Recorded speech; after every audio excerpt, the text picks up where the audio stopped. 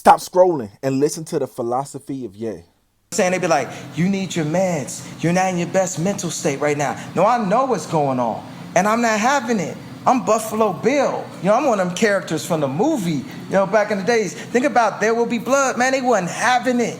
I'm not having none of it from nobody ever, period, on my life, bro, on my mama, on God, period. I'm not having nothing, period. This is the truth. We're gonna have to deal with the truth because we can't build communities off of lies. We gotta build communities off of a foundation. We build our foundation on the truth.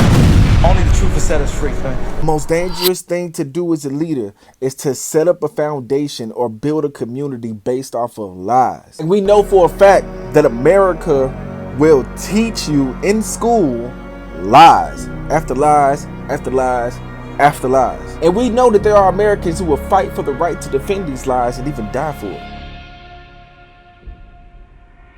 I've seen families be founded upon lies. You don't know why that person feels that way. You don't know why that person is in the family. You don't know why these two people act like that. It's because there are lies that's being told, and every time you try to cover up a lie, it just leads to more discord, more strife, more betrayal. Jesus was the first person quoted in saying the truth will set you free. And he was talking to people in leadership who loved the control and the oppression that comes from having the foundation of lies.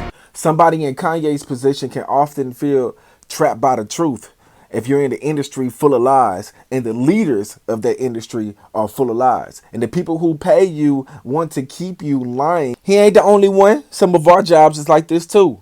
Let me share another truth that Jesus said. Don't fear those who can kill the body but cannot kill the soul. I don't care what they do. I don't care what they say. I don't care how they try to make you feel. If you're being led by somebody who is lying and they're trying to oppress you by those lies, knowing the truth ain't enough.